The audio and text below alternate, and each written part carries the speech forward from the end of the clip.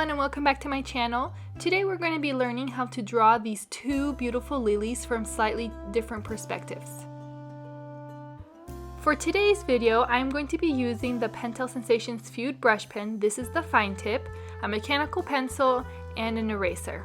And like I always say, you guys can use whatever pen or pencil you guys have at home. It doesn't have to be the ones that I share in the video. Lilies are usually made up of 6 petals, 3 on top and 3 that lie behind. And so I like to use 2 triangles, one inverted from the other, as my petal guides, as you can see here. It's like a 6-point star. And after I have drawn the 2 triangles, I usually draw another small triangle that will be the center of the lily, or those little stamens that come out from the center. Please forgive my camera, I didn't notice when I was taking the video that it was trying to focus and had that little jump there. But we're gonna draw 2 more triangles here for the second flower. And if you're wondering where I draw that little center triangle that makes up the center, that all depends on the reference photo that you're using. Just draw it where you see it there, like so this one is gonna be going off to the side. Once you have drawn your guides, we're gonna get started with the petals.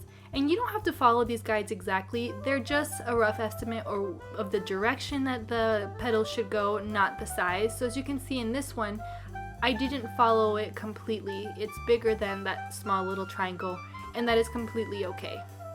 And for the center, you're gonna do little ovals, usually around 6 to 7, make up the center, and then you're gonna connect it to your guide petal.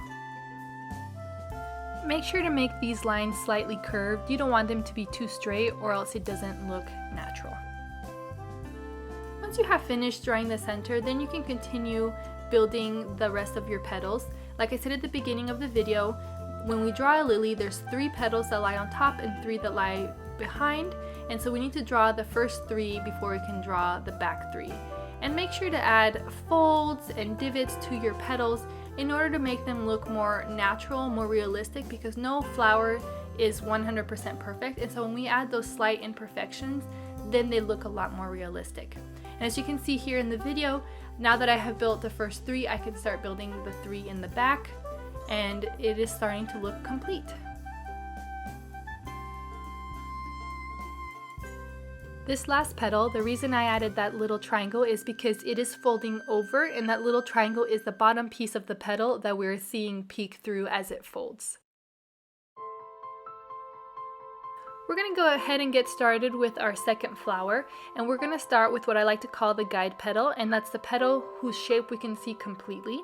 In this flower, because we're seeing it from a slightly different angle, we can actually see 2 guide petals, kind of like this, before we have to build the center. And from here we build the center and we connect it to those 2 petals.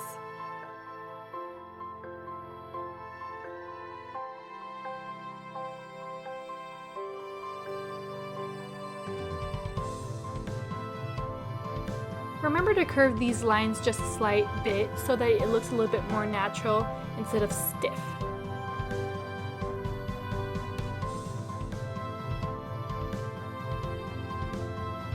Once you have finished drawing the center, then you can get started with that last top petal. And in this case, this petal is framing the center. And after that, you can get started on the back petals, making sure to add folds in order to add that variety to the petals.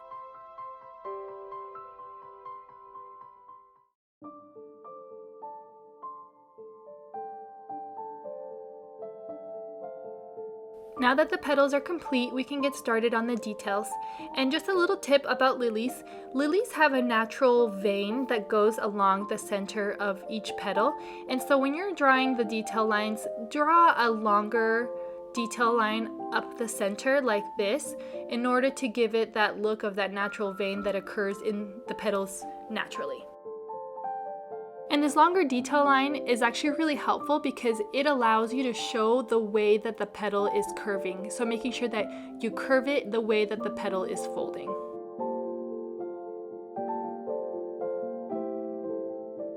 Make sure to take your time as you're doing the details. This part is supposed to be relaxing. It will take a little bit, so just take your time, pause the video if you have to, or rewind, or go ahead and skip past the detail parts if you feel comfortable in the way you add the details. And when you're adding details behind the stamen or that flower center, just do kind of impartial lines where you can see. You don't want to add too many lines or else it's going to look really crowded.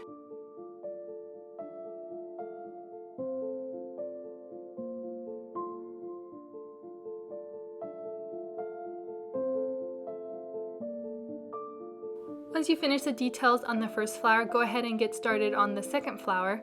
And don't worry, we're halfway done with the details. This part is the part that takes the longest, but don't worry, we're almost done.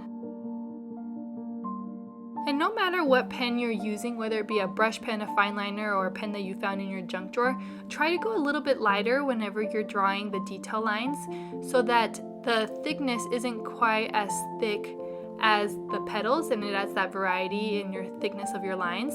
And also a small detail that I forgot to share earlier, but making sure that you add variety of lengths in your detail lines. You don't want them all to be the same length or else it's just going to look really static.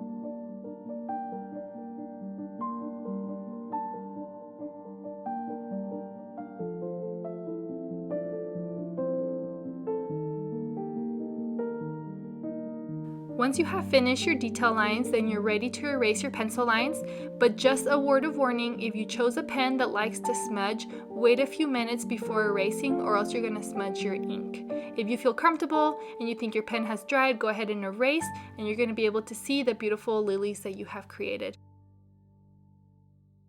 Thank you so much for joining me for today's video and learning how to draw lilies. Join me next week where I will teach you guys how to draw buttercups from a variety of different angles. Thank you. Bye.